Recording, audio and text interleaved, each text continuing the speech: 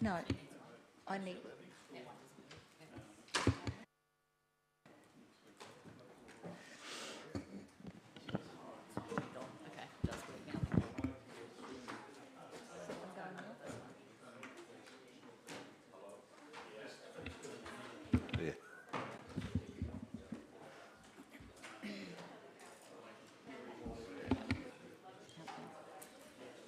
They're really not particularly good, are they, these speakers? I'd like to see. Oh.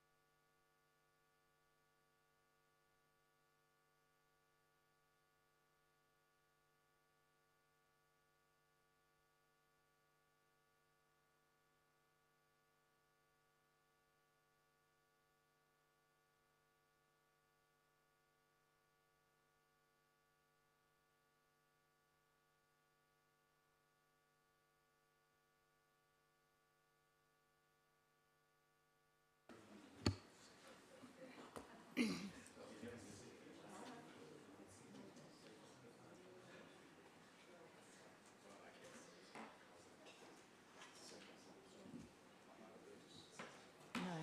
thank you.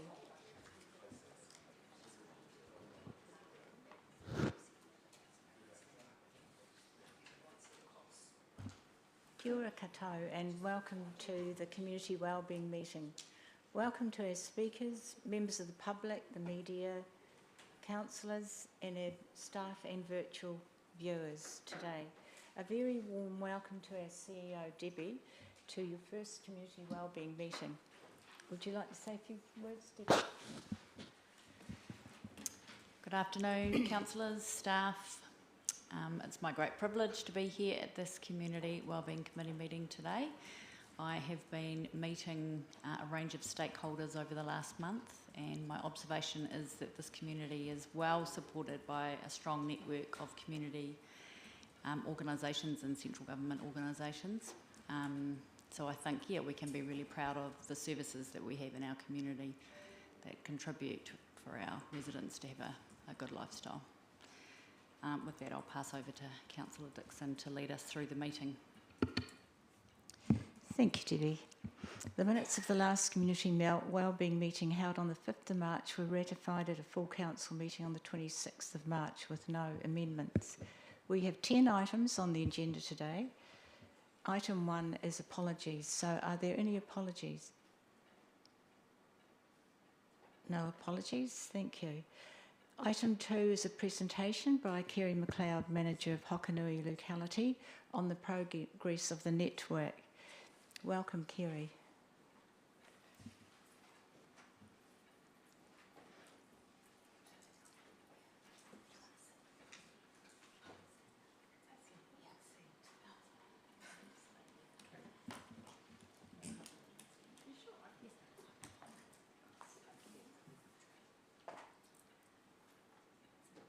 Yes.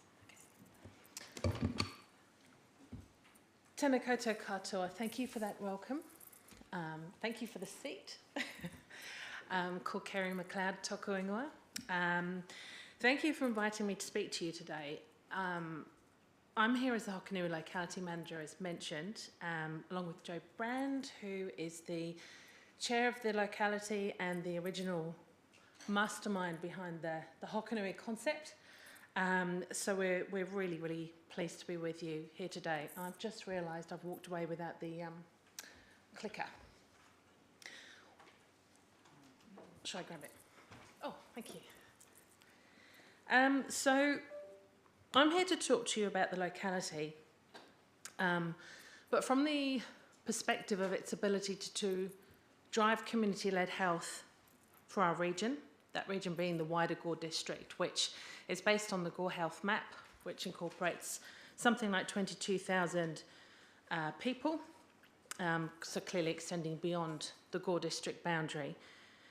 You've all had a report from me within the meeting pack, so that provides you with an update on our work, our priorities and our actions. I'm not going to go through that in detail because I don't want to repeat what you've already got in front of you. But I would like to take this opportunity to highlight some key aspects of our work, connect them to current government thinking, and summarise our thoughts for the future. So that takes me to the first slide here. The locality or community-led health, which is currently led by Hokanui Locality, has three main characteristics in that it's iwi-led, whānau-focused, and it has real outputs. As an iwi-led model, we provide a decentralised, community-owned model of delivery. We're funded through Health New Zealand to whātua ora, and we're managed and delivered through Hokanui Runanga, with a leadership group comprising key players in the health sector and representatives from agencies across the community, including our three general practices and our hospital. We're whānau focused, which means our community's voice absolutely drives what we do and how we do it. We have a focus on minimising health disadvantages for Māori, but within a broader aim of helping our whole community be proactive in ensuring their health needs are met. Importantly, our outputs are real and informed by our community, following significant and ongoing community input. It really is shaped by the voice of our community. Our goal is to provide real solutions to real problems and maximise the impact of social investment into health and wellbeing. Significantly, though, we get to test boundaries. We get to explore new opportunities, and that's really exciting for our community. As you'll be aware from reading the report, changes to the political landscape have impacted the locality model.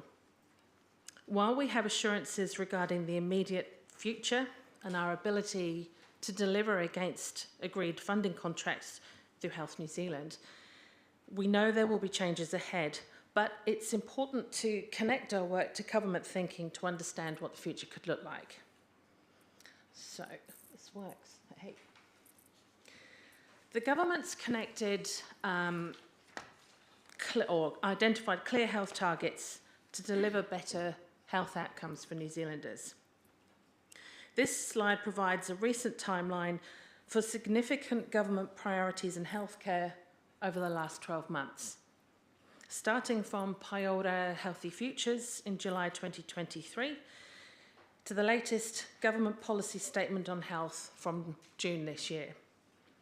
These focus on factors that affect people's health and well-being and acknowledge that people should have access to the healthcare they deserve. and that they need. The government's announced health targets for cancer treatment, childhood immunisation, emergency departments, and wait times for specialist treatments and elective treatments. These targets aim to support the delivery of better health outcomes for New Zealanders and improve the performance of our health services throughout the whole country. The government's policy statement for 2024 to 27 is the public statement of what government expects the health system to deliver and achieve, and how success will be measured, reported and monitored. Those expectations connect into the health targets announced earlier this year. The reason for putting this in front of you is to illustrate that the government is focused on setting targets that can help deliver better results. We have an essential role to play in commissioning, shaping delivery, prioritising need, and measuring success, all informed by community voice. This is to maximise the value of social investment and, importantly, meet the needs of our community. It is, in fact, a community-led approach to health delivery. So, going then on to our priorities and actions. This is a summary of what we are achieving and focused on to date. I won't go into detail because, as I said, it's included in the report in your pack. But I did want to highlight a couple of on-the-ground initiatives that are making a real difference to our community. One of our objectives is experiencing respect and compassion. This was a clear need voiced by our community. And we have developed a new program called Manaakitanga, which is a customer service mastery program. We've commissioned and designed this as a bespoke training program for front-of-house staff in the health sector. It's free of cost, other than time, and delivered between August and November this year. Enrolments are open now, and we strongly encourage anybody from the health and wellbeing sector to consider applying to attend. It's our own program, designed for our own people, resulting in a qualification at the end, so it's really quite exciting. Connection, navigation and ease of use. We're working with our 3 general practices to shape delivery of a new comprehensive primary care team, or CPCT roles, to connect people to services more efficiently and easily. This includes the appointment of clinical and non-clinical navigators, a community dentist, and a Kaiawhina role. Oral health. We're helping people to access urgent and immediate health needs. We've purchased vital new equipment to help strengthen our local diagnostic provision, and we're working towards addressing waiting lists where dental needs are preventing access to further medical care or intervention.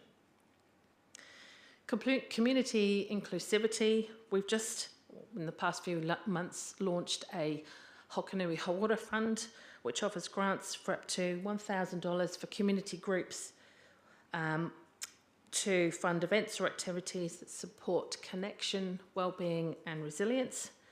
We encourage local groups to apply for this, especially as we move out of winter and into the hopefully warmer spring and summer period.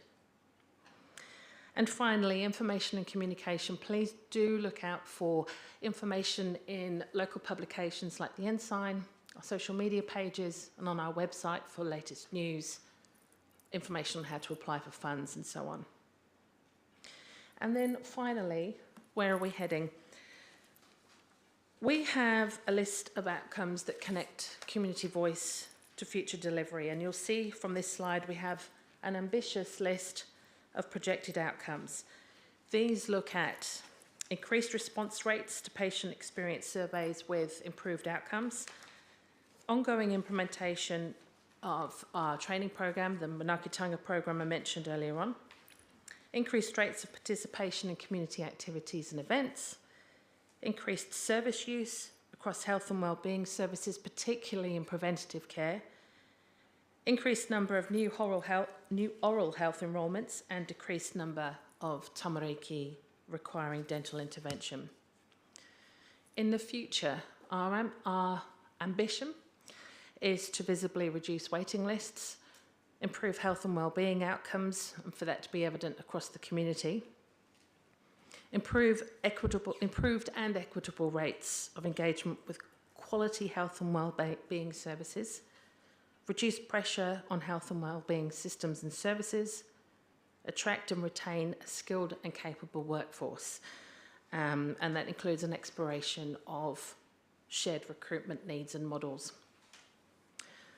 But we can't do this on our own, and it's vital. I've heard me mention many times the role of our community, but in this model we need to continue to work together as a community alongside key partners. So a couple of final messages I'd like to leave you with at this point is that while in the longer term the future of the locality model we know is coming to an end, our ability to connect community need with service commissioning absolutely has not come to an end. We're well established and connected as a community partnership to continue our focus on community-led health delivery. We are looking at post-2025 models of delivery, and that includes ongoing conversations with Te Tauraki, our iwi Māori Partnership Board, who we know will be vital in shaping the future of delivery to meet government priorities in community-led health delivery. Importantly, and it's really important to note that we have their ear. We share an understanding of the need to work together in this space. This is crucial in looking at what the future of this work looks like. We're in the middle of delivering something really exciting and innovative and truly transformative, and something we should be really proud of as a community, that we have this opportunity and that we're really driving this work. We've got a seat at the table, and we really don't want to be left behind. We can do nothing and have change enforced on us, or we can be part of and shape that change. So finally, our contact details. And just a couple of points to reiterate that as a community, we have some really unique strengths. We're a really special and connected community that works consistently well together in the space of health and wellbeing. We really do punch above our weight in this space, and we're maximising our collective impact, and we can see that already. This means we're looked at favourably in testing new opportunities, and Hokanui locality has given us a chance to do just that. Now we're at a point of moving into the next gear, embedding the work we've done and looking at the future for our community. At this point, I sincerely thank all the partners that have worked with us to help us get to this point. We look forward to continuing to work together. I hope I've given you a good feel for where we are now and what the future's starting to look like. And if okay with you, any questions?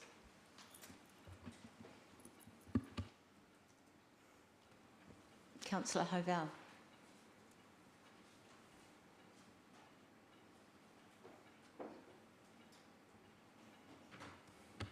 Apologies, I should have turned it on beforehand. Three questions.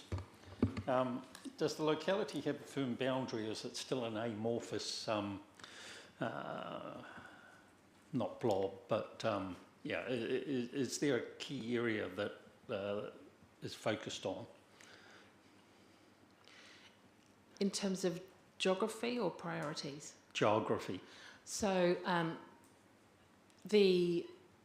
there was a piece of work to look into defining the boundaries at Iwi Māori Partnership Board level. That work stopped, but we're working to continue to work alongside the Gore District boundary map. So that map is still what we work towards.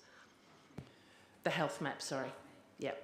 On your chart showing timeframes and outcomes, that middle column, how are you proposing to monitor whether those outcomes have been achieved, and what mechanism do you envisage using to report them, particularly back to Council here? Great questions. So we're currently working in that space as we speak. So we are in the process of designing an impact measurement system that will help us to determine, in a space that's not easy to determine, what our outcomes are. We are very keen to ensure that we're able to articulate a return on the work we're doing and articulate the impact for our community. In terms of reporting, we report back to the community through our group and regularly in terms of the reports that we produce for the community and through media. A lot of work and effort's gone to this whole program, and I think the whole concept and the way it's been implemented should be applauded. And it'd be good if we are able to get reports back on a regular basis in terms of reporting back. In the priorities and actions under connection navigation, you referred to navigators. Just explain what you're trying to get across. What's a navigator?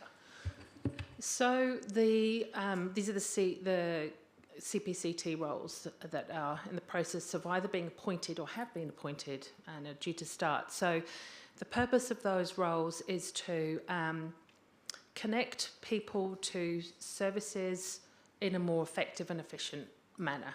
So people who are needing support or advocacy in whatever way that might look like. So they're the ones that have been appointed are currently 2 clinical navigators. There are 2 non-clinical roles being advertised at the moment, and a kaiwhina role which will help connect Māori specifically to health services that they need to. So how do people connect with them? That's a process that will be designed once those positions become live. They've only just been appointed, so they will be active within the next couple of weeks, actually, at which point they will be able to design a model in collaboration with the 3 practices in the hospital. Just a quick thing on the navigators, they will be within the medical practices themselves, so they'll be working from that database from primary care through to secondary, depending on the individual's journey and what they require.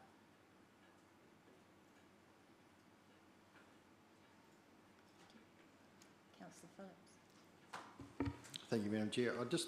Congratulations, Gary and Joe, on this program, and hopefully it'll carry on and continue with the way it's doing. So, I just got a question about the oral health one and number 3, and I presume that during your programs, rather than having identified at the bottom of the cliff scenario, that your educational programs are a part of this, are they? Yes, I mean, what delivery of that looks like is again shaped by the community. So on the one hand, we're helping people access services. On the other hand, there is a need to help ensure that our young people particularly are engaged in oral health programs from day one. So avoiding further problems down the line as well. So there's a real mix of targeting problems and avoiding them happening. And so not just focused on the bottom of the cliff, as you say. Yeah, thanks. It's just that we have a program that was put down by central government in regards to fluoridation of our water, and after receiving information that later that there probably could be a strong debate whether we do it or not. So I think continuation of education is very, very important.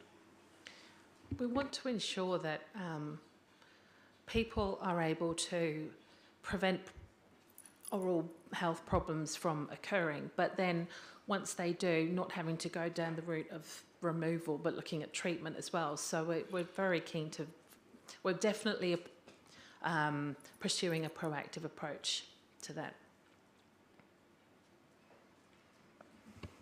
Any further comments? Councillor McPhail.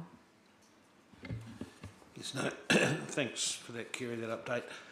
Just a couple of statements, and one following up on the fluoridation. I'd made a note there. One is probably obviously around government, central government funding at the moment, the concern that as you go ahead we have a wall and that we're heading towards it, which I think it's probably just another time to voice concern around the fact that councils continually are seeing these things that are basically running out of funding, and we've seen it countless times in this community. We saw it with the state services sectors trials.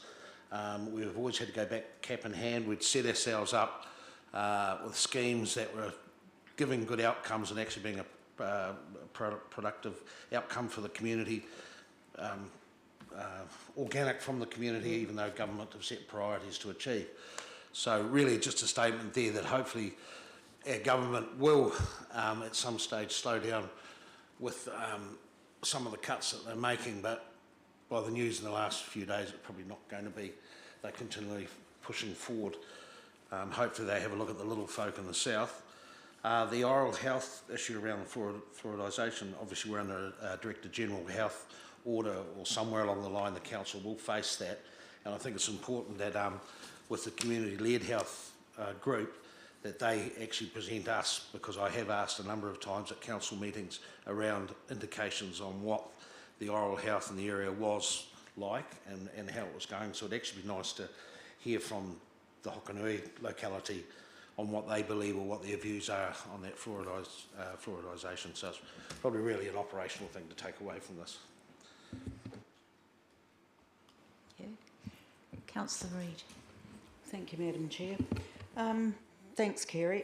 One thing, just for the public that are watching, I was wondering if around the oral health care, you could perhaps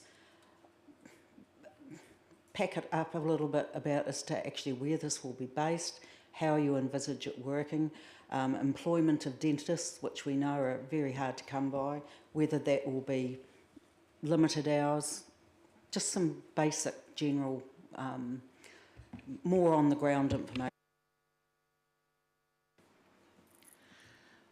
Thank you. Good question. So one of the roles that we have helped shape the delivery of through the CPCT funding, which Councillor Hovell talked about in terms of the navigators, but one of the other roles that's been funded through that is for a community dentist working through Birch Lane. So she is instrumental in helping us to deliver in this space, and we're working very closely with Gore Health and Birch Lane to understand what our capacity and capability is in that area, and allocating funds that we already have, going back to the question before about future funding, ensuring that we're able to deliver against the contracts we've already got in place, of which there is a very key focus on oral health.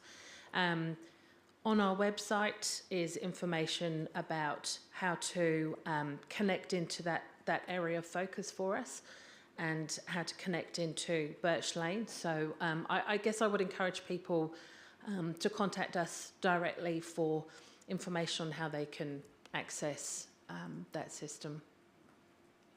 Thank you. I think it's important for the community to know that they can do this, because if somebody needs an operation, that will be put off for anything up to 12 months while they have their teeth fixed. So it's preventative in that sense as well.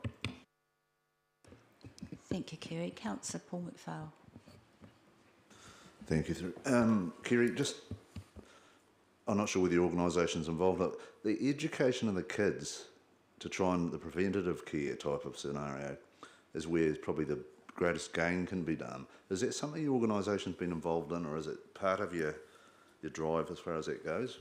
Particularly, I'm looking at oral care, there's one of the things, but for everything. Well, there are existing processes in place through Health New Zealand to engage with young people and support their immediate needs anyway through the public health system. But we do acknowledge that not everybody will be as engaged as perhaps they could, and a part of our work has been trying to understand how we can connect in with those children and their families. And that means that we've been working very closely with leaders in that space within the public health system to help ensure that we can do that, and doors are open to us to be able to take that approach. But another side of that is working with education providers, schools, and that's a part of work that we haven't started with yet, because we're trying to understand what's already in place. But through our community dentists as well, as I mentioned, we can look at how to connect better with schools. Councillor Fraser. Thank you, Madam Chair. I was just reading through, and I concur with what Councillor Richard McPhail said, because when I see the words prototype in short term and long term, I really do worry about the funding going forward. But this is great, because two things that really I see are important is mental health. And I learned a new acronym, E-Mental Health International Collaborative. I'd never heard of that before. So thank you for that. And I see you talk in that report about new meth walk-in centres, because that's another scourge in this town, we have to admit. Are we seeing an increase in numbers, or does it fluctuate? To clarify, that group is for people in whānau affected by meth use. So that need actually came from a discussion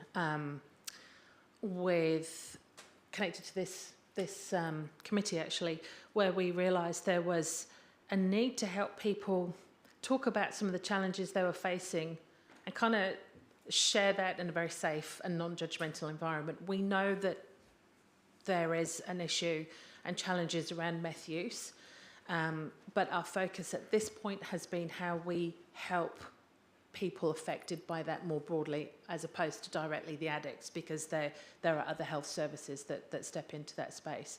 But absolutely there is a need to have some kind of wraparound support for the people that are affected. No, I understood it was for the families and everything like that, because it's not something that's actually been out there before. It's generally for the addict, not for the family to deal with. I just wondered if they're being well, then, I would suspect there would be a large number. I don't know. Okay. Are there any further comments? Did you have a comment, Councillor Reid? Fine. No further comments. Thank you very much, Kerry. And I acknowledge you, Joe, as the chair. Thank you for coming along. It's really great to know that that Hokonui localities are working nationally to improve the health of our area. So thank you for coming along today. Our next item is item 3. It's the report of District Arts and Heritage Curator, Jim Geddes. And I don't think Jim is here today, so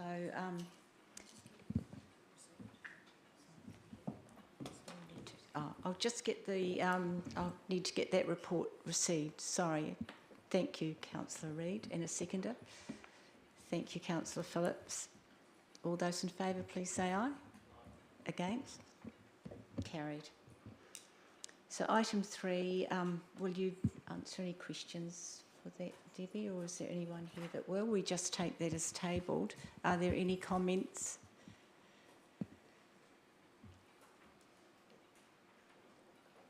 Councillor Fraser. Thank you, Madam Chair. Just reading through that report, there's a couple of things that come up, and in that report there's a fair bit of art that gets transported to Christchurch and Dunedin. At whose cost? I can find that information out for you and let you know. Lorne, would you like to comment? It's not our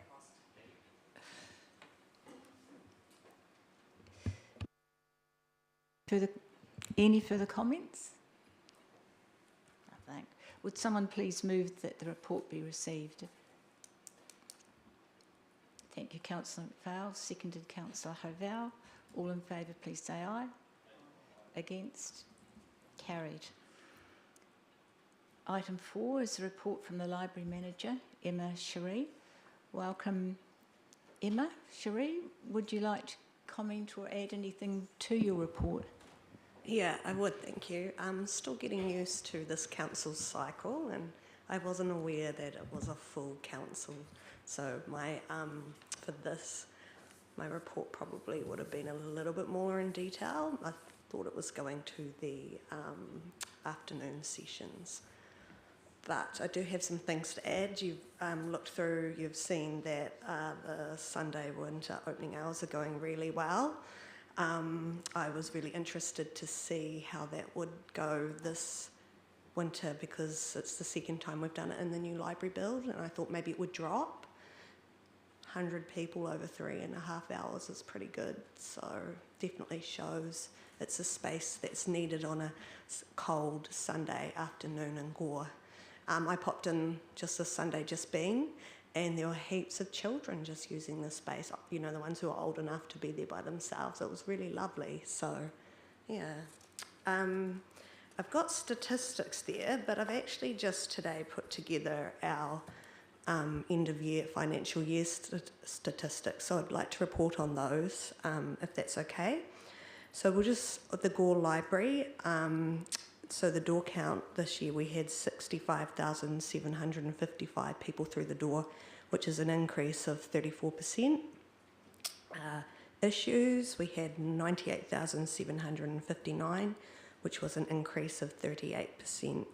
The Wi-Fi usage is 117% increase, and the computer usage, we had a 70% increase. And I think that just really points to the fact that our community still suffers from the digital divide and the importance that the library fills for that need. We had an 18% increase in new sign-ups. We had a 116% increase in events, and attendance to those events increased by 61%. And also, we provide a range of e-resources, books and e-audio books through apps. We actually belong to a consortium of libraries throughout the South Island that pay into this, so it's not just our cost to carry, and that's up 45% as well. So it just goes to show that some people are moving towards those e-audio, e-book. Matilda Library, now you'll be aware that for the last few months they've had reduced hours, so even with those reduced hours, they've had 8,951 people through the door, with a tiny decrease of 5%, which I do not believe they would have had if their doors had been open all the time. Their book issues are just down a little bit by 36%, but their Wi-Fi usage is up by 16%, and their computer usage is still sitting very high at 1,225. I've spent a lot of time down in Matilda over the last 3 months, and I can tell you that those computers and the Wi-Fi access is absolutely essential for that community. Their events have increased by 35%, and their attendance to those events have increased by 44%. So I feel like both our library services are being well used, and I do have an announcement to make about the Matilda Library. We sent out a press release this afternoon to community to state that we will be opening the library from 10 a.m. till 4 p.m. from the 15th of July. So staff will be working from 9:30 till 4:30.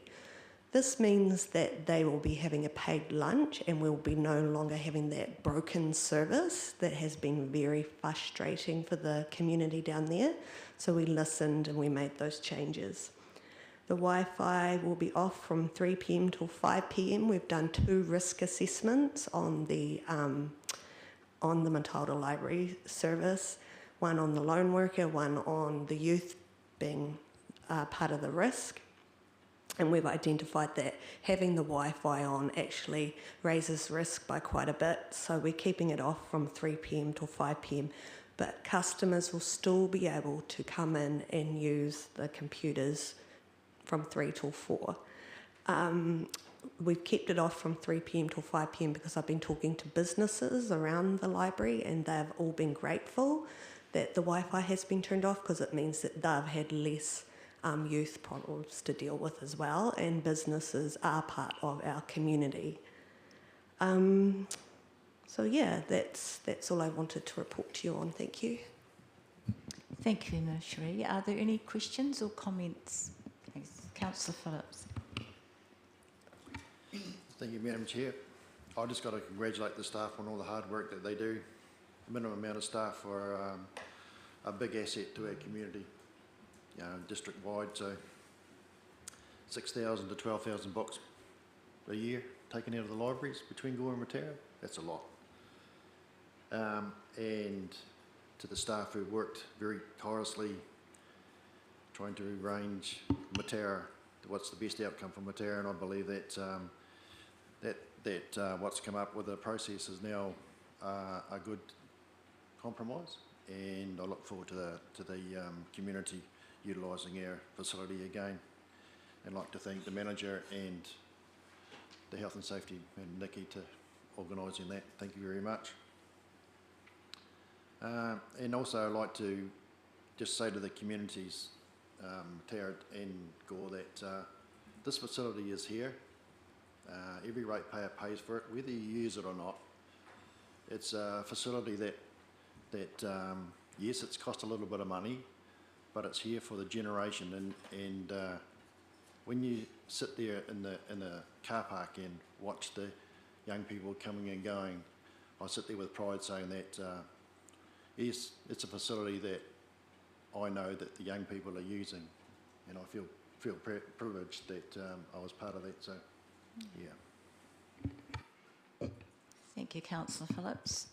Yes, Councillor Reid. Thank you, Madam Chair. Absolutely agree with Councillor Phillips. And I mean, the numbers don't lie, and you and your staff are doing a great job. The increase overall is really amazing in this day and age when we all bemoan the fact that everybody's on social media or on their phones or whatever. And also, I'd just like to congratulate the staff on the great programs that they promote. It just adds to the fact that that is a community centre and a library, and they work really well together, so well done. Thank you, Councillor Reid. Any further comments or questions? Yes, Your Worship. Thank you, Madam Chair. Yeah, just continuing to second the comments around the table. Fantastic work done from Emma and her team, and Nikki and her team as well. It would have been very easy just to close the doors or to trespass the use or many other options. That would have been a quick and simple fix, but would have harmed the community. So I think, as Councillor Phillips said, it's a great compromise for the community. They'll be able to use this wonderful service. I also just wanted to comment as well, 65,000 people going through the Gore Library is pretty incredible. Just quickly running the numbers, that's 5 visits per year per person in this district. So when you think about it like that, it's very well utilised asset. So it's definitely something to keep on our minds in the long-term plan process. Questions? Thank you very much, Emma Cherie. You're doing great work. Keep it up. So I call on someone to move that the report be received, please. Thank you, Councillor Fraser. Seconded, Councillor Reid. All in favour? Against? Carried. Item 5 is the report from Parks and Recreation Manager, Keith McRobbie. Welcome, Keith. Would you like to comment on your report? I would recommend most of it just be taken as read, but there's a couple of things on here that are probably worth highlighting. Just had an update today from the Pukeiti Rhododendron Trust, and we've got another 30 rare and endangered rhododendrons coming in October to Bannerman Park, so we're going to have I guess quite a significant species collection there over time. The other one was just around the Tulloch Park development. We signed a contract last week with Coombs, who are going to provide the splash pad, and I guess all going well, the material's going to come out of America, and hopefully late November we might see some things happen on the ground in Tulloch Park. So that's a good one for Neville. And then the other one was just around tree work. We have had quite a focus through the winter on tree work, and yeah, the guys are out Waikaka this week doing a bit of work there, and it's probably, I would suggest, long overdue. So we're getting through, a significant part of the district, really. So, thank you. Thank you very much, Keith. Is there any questions, comments? Councillor Fraser. Thank you, Madam Chair. Keith, it's not really to do with the report, but have your staff noticed any sort of increased negativity towards them since we've had all those comments come back about the work that they've been doing? No, that's we've been pretty lucky actually, and probably I guess one group that's been a bit of a target has been the gardeners in the main street, and it's fair to say that I guess generally they have quite good discussions with some people, and I think recently a man gave him $10 to go and buy themselves a coffee. So it's kind of there are some very happy ratepayers as well as maybe some niggly ones, really. So, yeah. Yeah, and second to that, I'll just, on page 18, the last bullet point you've got there, can you just explain what that is?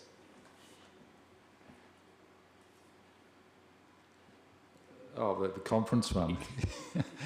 It's an unfortunate name for the Parks Conference. It's now called the Green Pavlova Conference, so it sounds like a big shindig, but it's not really.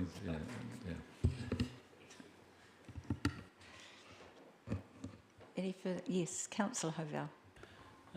Question for the Parks Manager, or it may be the Chief Executive to respond. In terms of the reserve management plans, how's progress going on that, and when will something come back to Council? So we are preparing a workshop for you to view. We're looking at reserve management plans, but also pairing that together with the work that Neil's doing on property, so that you can consider both of those pieces of work at one time.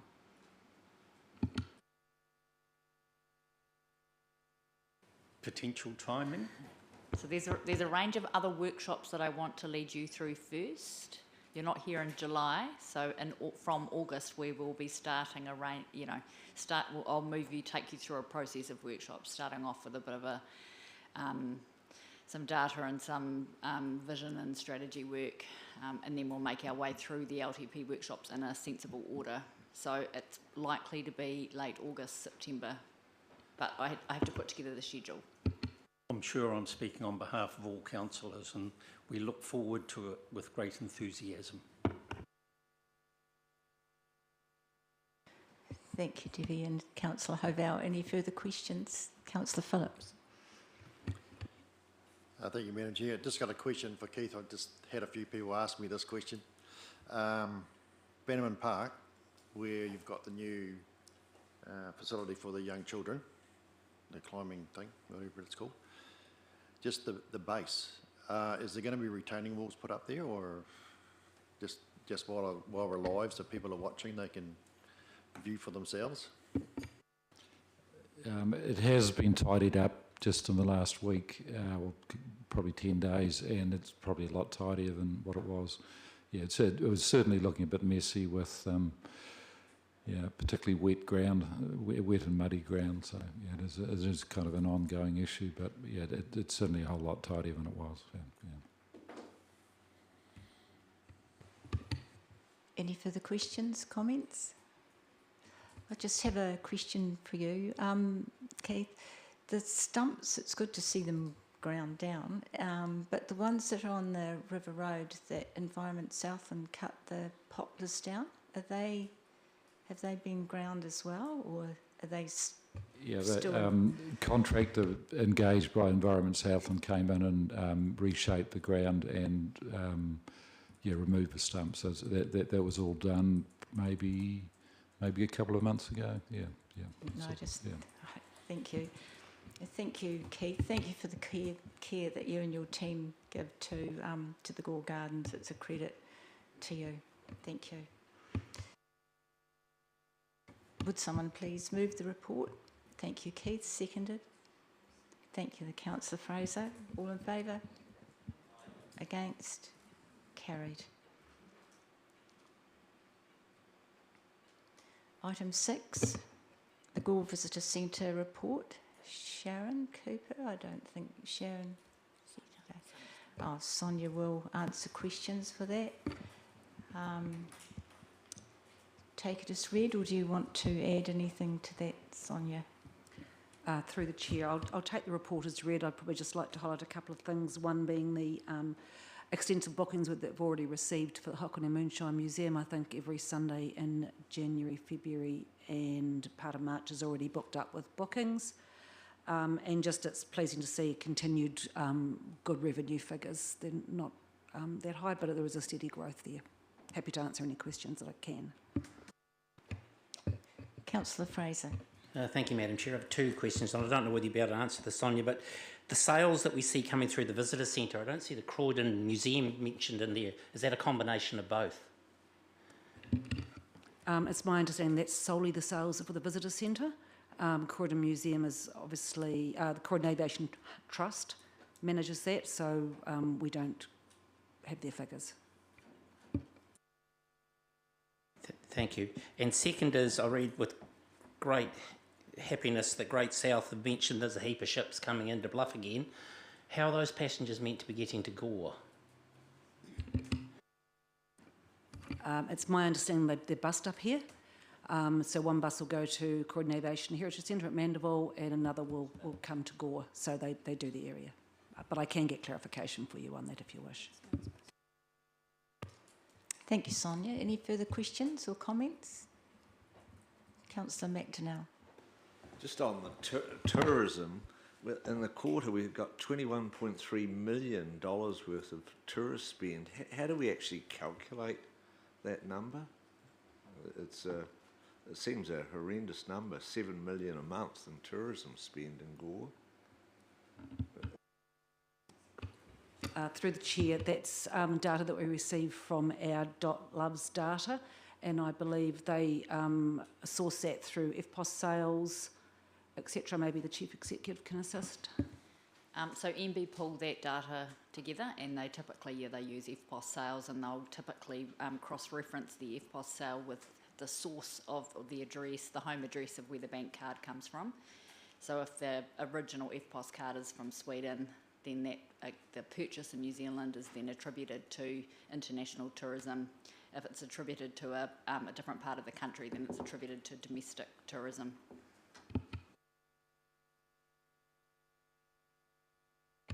Councillor Gardine.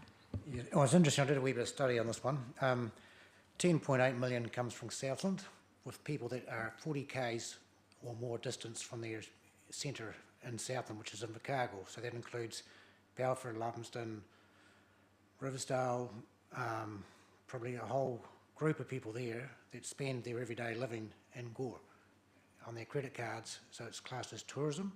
And then another 7 million comes from the people in Otago that are more than 40 k's from Balclutha, and all their credit card spending in Gore is included as tourism.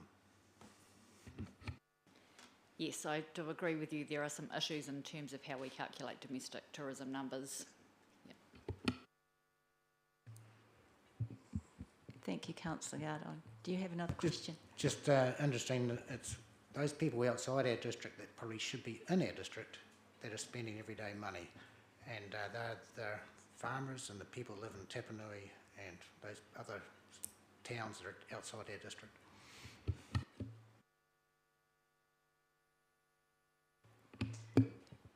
Yes, Your Worship. Thank you, Chair. Just a question on the Moonshine Museum bookings. If they're booked on a Sunday, how is it staffed, considering the visitor centre is closed? Through the chair, so we do have a staffing arrangement. Our staff have changed hours, so we've ensured that we will have a staff member there, but there's no extra payment required, no extra hours. We just a realign of timetable for a fixed period. So no additional costs to us, all within budget. Okay, thanks. Thank you, Sonia. Any further questions, comments? Would someone like to move that the report be received? Thank you, Councillor Phillips. Thank you, Councillor Paul McPhail. All in favour? Against? Carried. Move on to item 7, Communications and Engagement Report. Bonnie Major. Welcome, Bonnie. Would you like to speak or add comment to your report? I'll just take the report as read, but happy to answer if any questions. Thank you. Are there any questions for Bonnie or comments? Councillor Paul McPhail. Thank you. Bonnie, just if you got a split between the newspaper and the radio spend that we have, just to you look at the demographics of where people are reading now, do we have that? Oh, but there's one. Through the chair, I'd like to help there. We have a budget for our newspaper advertising and for our other media advertising, which captures radio spend as well. So more of it goes to newspaper than radio. You haven't got a percentage-wise? I can get that figure for you if you like. That'd be good, if you could. Thank you.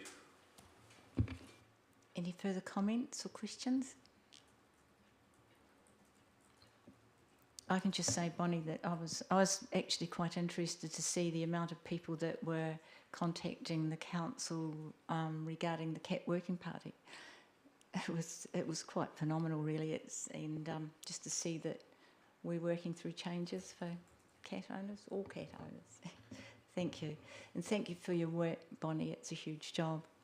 Would someone like to move that the report be received, please? Thank you, Your Worship.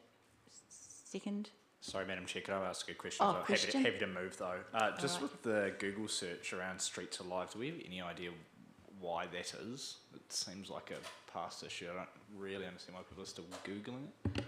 No, I put it in there because it was such an anomaly, and I was like, it's worth pointing out. We couldn't figure out where it was coming from. They were just searching the words Google and Alive, and they were getting directed to an old Let's Talk platform page. So no real ideas why. Yeah. Thanks. Happy to move, Chair. Could I have a seconder, please, for that report? Thank you, Councillor Reid. All in favour? Against? Carried. Now we're moving on to item 8. Gorn District's Community Compass Quarterly Report for 2024. Or do we just take that one as tabled, or can you take questions, Sonia? Through the chair, I'll just take the report as read, but happy to try and answer any questions if people have them. But Councillor Paul McPhail. Sorry, I might be like a broken record here. And what's the cost to us for this report? I can get that figure for you if you like. Thank you. Any further comments, questions? I just have a comment that I was interested that we've got 19 new business registrations in the area, which is a very positive sign. And I also noticed the change in demographics of the age of our district through your report, Guillaume, that we have more 30 to 50-year-olds than 65-year-olds now, when we keep getting told we're got this ageing population. So very interested in that. Would someone move that the report be received, please? Your question, Councillor Phillips. Thank you. I just note the crime increasing within Matera and the south of Gore, and I'd just like to reiterate to the local Matera residents that we had a town meeting. The police have worked really, really hard with the community. We've had quite a few new sign-ups for the Neighbourhood Watch program, or what it's called now. I think it's Neighbourhood Watch program. It was quite interesting. It will be interesting to see what happens in the next couple of months with the statistics with the crime in Matera, and hopefully it's a downward trend. And just like to thank the police and the community for all their efforts. Thank you, Councillor Phillips. Your Worship. Just to add to that, coming out of a ROC meeting today, there should be an injection of funding into resilience against crime, which will have a bit of lag time, but will hopefully improve some of those issues as well. So that's really positive for the town of Matoda. Councillor Reid. It's not a question, Madam Chair, but it's just a comment. The gambling spend per capita is $95. It's a lot. It is a lot. Councillor Gardine. And the question was, is that per week, per month, for what? And does it include lotto?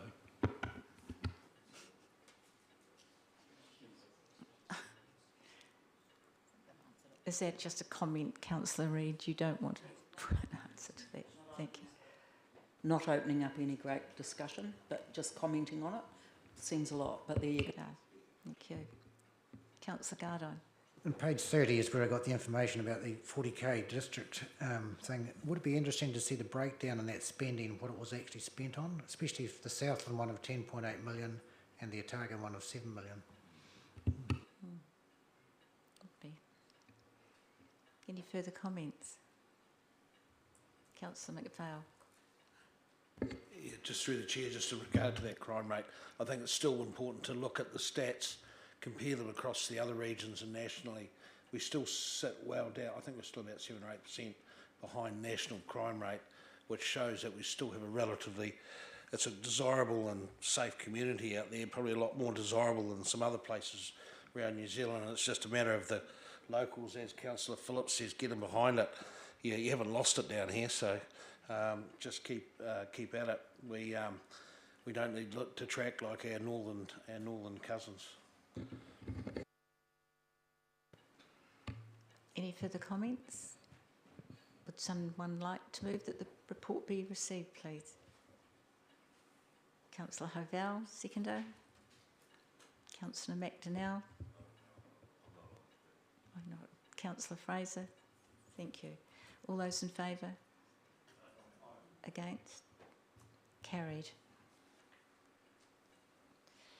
Move on to item 9, Welcoming Community Strategy Progress Report. And Guillaume, that over to you. Would you like to comment or add anything to your report? Yes, thank you, Madam Chair. Just something that I would like to add that I researched after I submitted the report.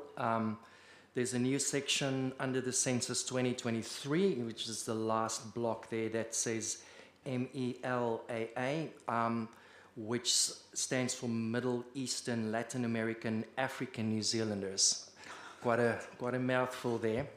So I thought it would be interesting to know why they added that. And the piece of information that I got explaining that is to better represent the diversity of the population.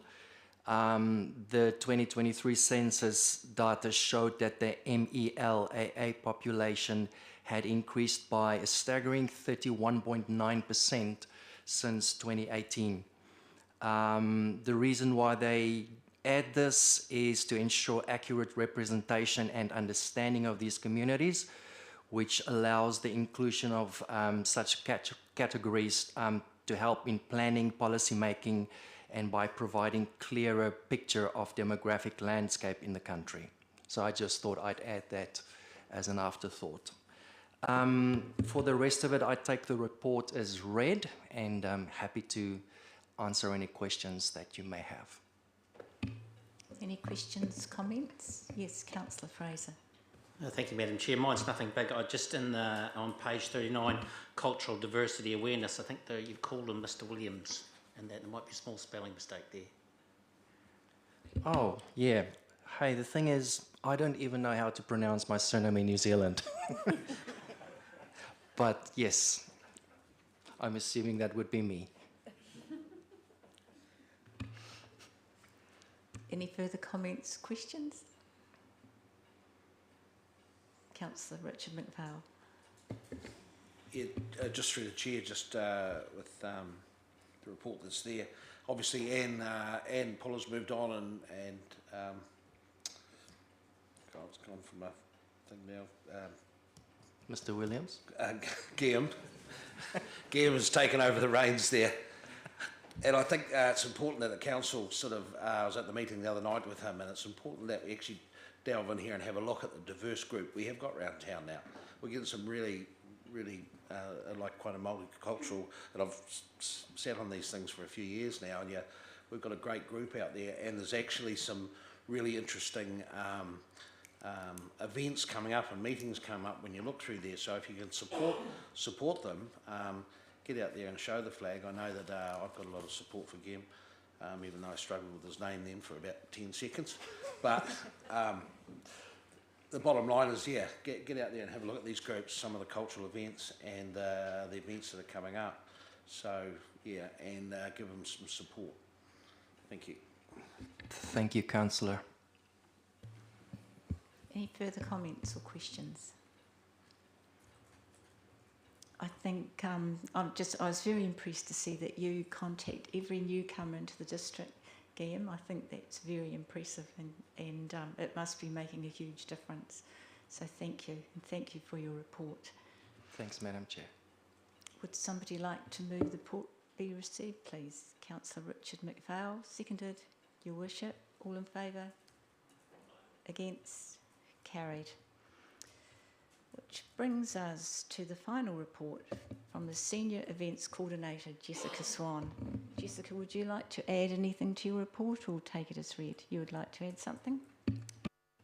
Thank you. I'd just like to add, obviously Kahui Thatu was on Thursday. We had a fantastic turnout of nearly 3,500 people, which has put it right up there with our Christmas Carnival and Santa Parade now. So it is very much our second most popular event. And our sponsors seem to be quite happy with how it all went, and hopefully they'll be on board again for next year. We've put out a feedback survey and we've already had over 100 responses. Our previous highest response rate was 49, and the majority has been very positive with some constructive feedback for next year as well. And I'm happy to take any questions. Questions, comments? Councillor Reid. Thank you, Madam Chair. No questions. Both at the Freesia Bits off busking, it's just getting better and better. Well done with that one as well. And also with Thursday night, that was just amazing. And both events, you'd gone out and gotten quite a substantial amount of sponsorship.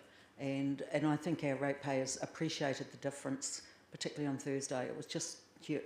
And all those food carts, a lot of work to organise all that. Congratulations. It's really nice to have something positive in the community.